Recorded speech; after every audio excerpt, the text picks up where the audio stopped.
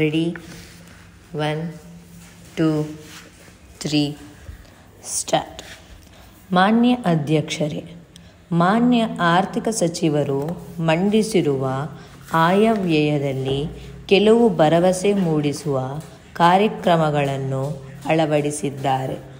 ಅವುಗಳೆಂದರೆ ಲಾಟರಿ ನಿಷೇಧ, ಸಾರಾಯಿ ನಿಷೇಧ, ರೈತರಿಗೆ ಸಾಲದ ಬಡ್ಡಿ ಮನ್ನಾ ಮತ್ತು ಉದ್ಯೋಗವಿಲ್ಲದವರಿಗೆ ನಿರುದ್ಯೋಗ ಭತ್ಯೆ ಮತ್ತು ಗ್ರಾಮೀಣ ಬಡ ಕುಟುಂಬದ ಮಕ್ಕಳಿಗೆ ಶಾಲೆಗೆ ಹೋಗಲು ಅನುಕೂಲವಾಗುವಂತೆ ಪುರುಷರು ಹಾಗೂ ಹೆಣ್ಣು ಮಕ್ಕಳಿಗೆ ಬೈಸಿಕಲ್ಲುಗಳನ್ನು ಉಚಿತವಾಗಿ ನೀಡಿದ್ದಾರೆ ಮತ್ತು ಉಚಿತ ಊಟ ಹಾಗೂ ತಿಂಡಿ ವ್ಯವಸ್ಥೆಯನ್ನು ಮಾಡಿರುವುದು ತುಂಬ ಶ್ಲಾಘನೀಯವಾದ ವಿಚಾರ.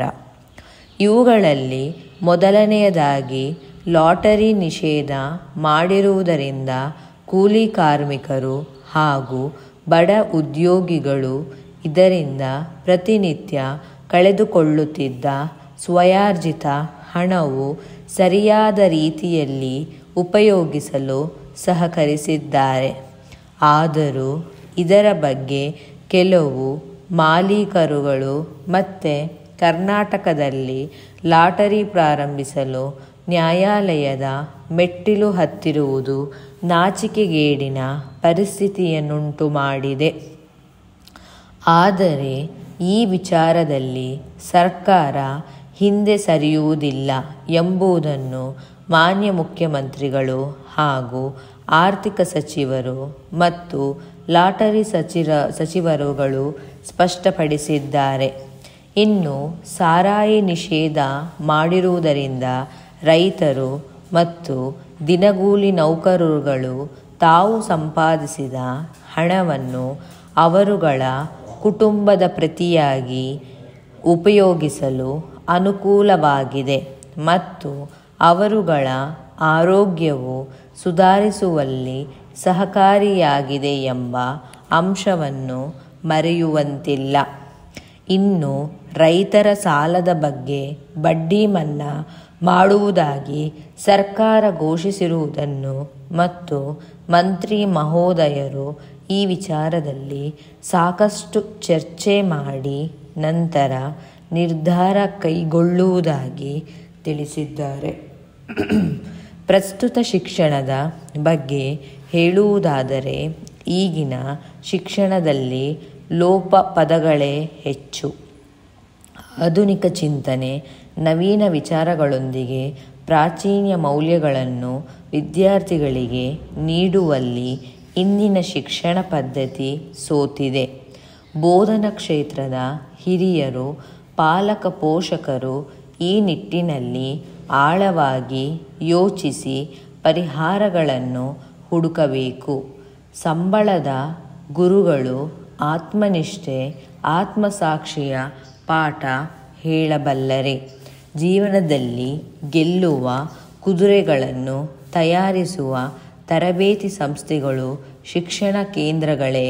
ಬದುಕಿನ ಗುರಿ ತಲುಪುವುದರಲ್ಲಿ ಬಳಸುವ ವಿಧಾನಗಳನ್ನು ಸರಿಯಾಗಿ ಹೇಳಿಕೊಡಬಲ್ಲ ಸಮರ್ಥ ಅಧ್ಯಾಪಕರು ಎಷ್ಟು ಮಂದಿ ಇದ್ದಾರೆ, ಗುರಿಯಷ್ಟೇ ಮಾರ್ಗವು ಸರಿಯಾಗಿರಬೇಕು ಎಂಬ ತಿಳಿಸಬಲ್ಲ ವಿದ್ಯಾರ್ಥಿಗಳಲ್ಲಿ ವ್ಯಕ್ತಿತ್ವ, ಸಮಾನತ್ವದ ಮಾರ್ಗದರ್ಶನದ ಕೊರತೆ ಇಂದಿನ ಶಿಕ್ಷಣ ವ್ಯವಸ್ಥೆಯಲ್ಲಿ ಹಾಸುಹೊಕ್ಕಾಗಿ ಕಾಣುವ ಮುಖ್ಯ ದೋಷ. ಜೊತೆಗೆ ಇಲ್ಲಿ ಹಣದ ಪಾತ್ರವನ್ನೇ ಎತ್ತಿ ಹಿಡಿಯಲಾಗುತ್ತಿದೆ. ಇದನ್ನು ಎಲ್ಲರೂ ಸಮಾಲೋಚಿಸಿ ಇದಕ್ಕೆ ಪರಿಹಾರ ಮಾರ್ಗೋಪಾಯಗಳನ್ನು ಕಂಡುಹಿಡಿಯಬೇಕು. ಇಲ್ಲದಿದ್ದರೆ ಮುಂದೆ ಪೋಷಕರು ತೊಡಕುಗಳನ್ನು ಎದುರಿಸಬೇಕಾಗುತ್ತದೆ ಎಂಬುದರಲ್ಲಿ ಸಂದೇಹವೇ ಇಲ್ಲ. ಇನ್ನು ಸಾಹಿತ್ಯವು ನಿಜವಾಗಿಯೂ ವ್ಯಕ್ತಿಗಳ ನಿರ್ಮಾಣ ಕಾರ್ಯದಲ್ಲಿ ನೇರ ಸಂಬಂಧವನ್ನು ಹೊಂದಿದೆ. ಸಾಹಿತ್ಯದಿಂದ ಭಾವಶುದ್ಧಿಯನ್ನು, ಭಾವ ಪಾರಮತ್ಯವನ್ನು, ಭಾವೋನ್ನತಿಯನ್ನು ಪಡೆಯಬಹುದು ಮುಖ್ಯವಾಗಿ ಇದು ವ್ಯಕ್ತಿಗೆ ವಿಸ್ತಾರವಾದ ಅನುಭವವನ್ನು ಮೂಡಿಸುತ್ತದೆ. ಸಾಹಿತ್ಯದ ಮೂಲಕ ಮೌಲ್ಯಗಳನ್ನು ನೇರವಾಗಿ ಹೇಳದೆ ವಿಧಿ ನಿಷೇಧವನ್ನು ಒತ್ತಡಪೂರ್ವಕವಾಗಿ ಹೇರದೆ ಸಹಜವಾಗಿ ಸ್ವೀಕರಿಸುವಂತೆ ಮಾಡಬಹುದು. ಸಾಹಿತಿಯಾದವನ ಮಾತಿನಲ್ಲಿ ಸೊಗಸಿದೆ, ತಿಳುವಳಿಕೆ ಇದೆ. ನಿಜವಾದ ಸಾಹಿತಿ ಸಜ್ಜನನೂ ಹೌದು. ಅವನ ಒಂದೊಂದು ಮಾತು ತೂಕವುಳ್ಳದ್ದು, ಸತ್ವಯುತವೂ ಆಗಿರುವಂಥದ್ದು.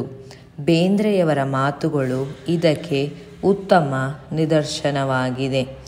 ಅವರ ಸಾಮಾನ್ಯ ಮಾತಿನಲ್ಲಿ ಎಂತಹ ಹೊಳಹು ಇರುತ್ತಿತ್ತು ಎಂಬುದನ್ನು ಅವರೊಂದಿಗೆ ಮಾತನಾಡಿದವರೇ ಬಲ್ಲರು. ಅವರೊಮ್ಮೆ ಮಾತಿನ ಮಧ್ಯೆ ಹೇಳಿದ್ದರು, ಒಂದನ್ನು ಒಂದು ಎಂದು ಬದುಕೋದು ಬಾಳೇನ್ ತಮ್ಮ, ಒಂದನ್ನು ಒಂದು ತಿಳಿದು ಬದುಕೋದೇ ಬಾಳು.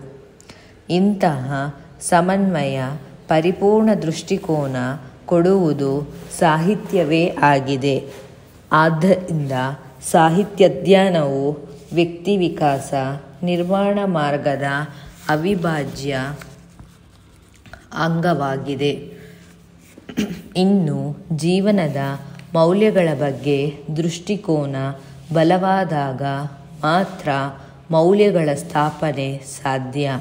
ಮೌಲ್ಯ ವರ್ತಿಸಬೇಕಾದರೆ ನಿಸ್ವಾರ್ಥತೆ ಮತ್ತು ಸ್ವಾರ್ಥ ಸುಖ ದೃಷ್ಟಿ ಇಲ್ಲವಾಗಬೇಕು. ಶಾಶ್ವತವಾದ ಸುಖ ಪರಿಹಾರ ಪಡೆಯುವ ಹಂಬಲ ಬೆಳೆಯಬೇಕು. ಇದಕ್ಕೆ ಸದೃಢ ಸಮಾಜದ ಸಹಕಾರ ಬೇಕು. ವ್ಯಕ್ತಿಯ ಆತ್ಮಶಕ್ತಿಯು ಬೇಕು. ವ್ಯಕ್ತಿಯ ಸಂಕಲ್ಪದೊಂದಿಗೆ ಸಮಾಜದ ಪುಷ್ಟಿ ದೊರೆತಾಗ ಮೌಲ್ಯದ ಸ್ಥಾಪನೆಯಾಗುತ್ತದೆ. ಸಮಾಜ ಮತ್ತು ವ್ಯಕ್ತಿ ಮೌಲ್ಯಾಧಾರಿತ ಜೀವನದ ಬಗೆಗಿನ ಸರ್ವತ್ರ ಉದಾಸೀನವನ್ನು ತ್ಯಜಿಸಿ ಪುರಸ್ಕರಿಸುವುದನ್ನು, ಅದನ್ನು ಆಧರಿಸಿ ಬಾಳುವುದನ್ನು ಕಲಿಯಬೇಕು.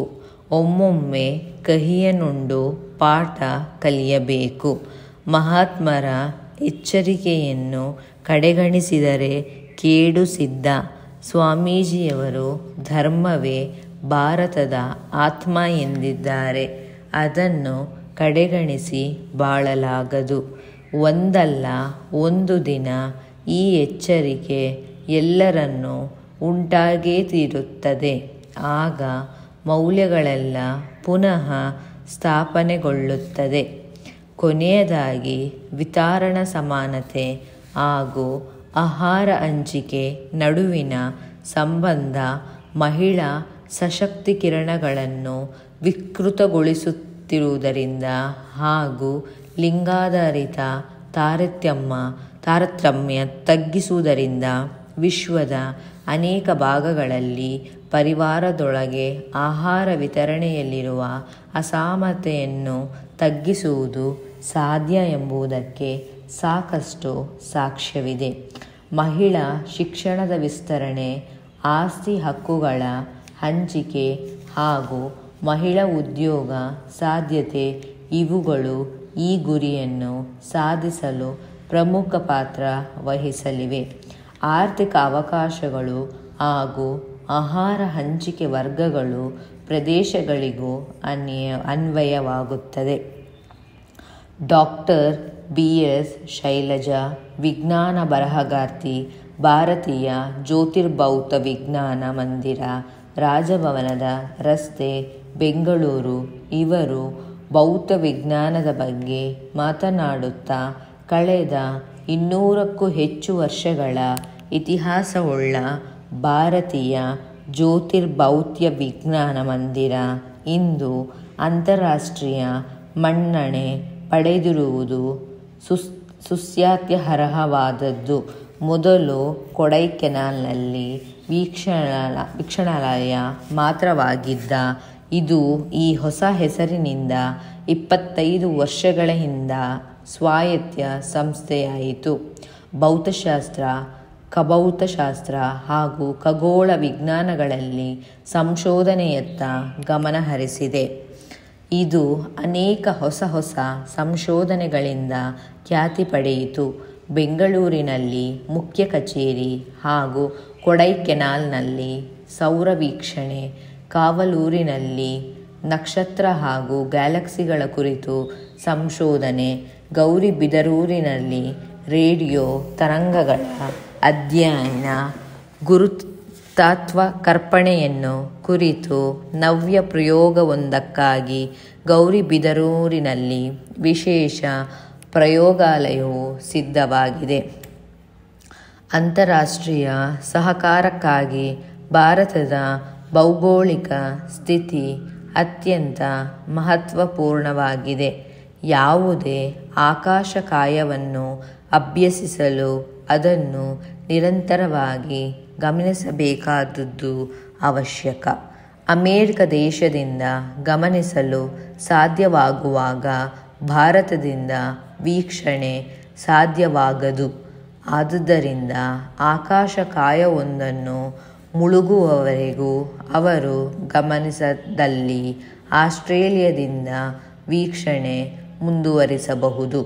ಆಸ್ಟ್ರೇಲಿಯಾದಲ್ಲಿ ಇದು ಮುಳುಗುತ್ತಿದ್ದಂತೆ ಭಾರತದಿಂದ ವೀಕ್ಷಣೆ ಮುಂದುವರೆಸಬಹುದು.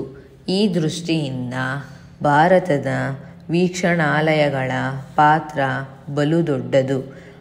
ಮಾನ್ಸೂನ್ಗಳ ಕಾರಣ ವರ್ಷದ ಅರ್ಧದಷ್ಟು ಕಾಲ ವೀಕ್ಷಣೆಗೆ ತಡೆಯಾಗುವುದರಿಂದ ಹಿಮಾಲಯದ ಪರ್ವತಗಳ ಶಿಖರಗಳು ವೀಕ್ಷಕರನ್ನು ಆಕರ್ಷಿಸಿದವು. ಭಾರತೀಯ ಜ್ಯೋತಿರ್ಭೌತವಿಜ್ಞಾನ ಮಂದಿರ ಈ ದಿಕ್ಕಿನಲ್ಲಿ ದಿಟ್ಟ ಹೆಜ್ಜೆಯನ್ನು ಇಟ್ಟಿದೆ. 38 ಕೋಟಿ ರೂಪಾಯಿಗಳ ಯೋಜನೆಯೊಂದು ಸಿದ್ಧವಾಗಿದೆ. ವಿಜ್ಞಾನಿಗಳು ಹಾಗೂ ತಂತ್ರಜ್ಞಾನಿಗಳು ಅತಿ ಎತ್ತರದ ಬಂಜರು ಶಿಖರದ ಮೇಲೆ ದೂರದರ್ಶನವನ್ನು ಸಜ್ಜುಗೊಳಿಸುತ್ತಿದ್ದಾರೆ.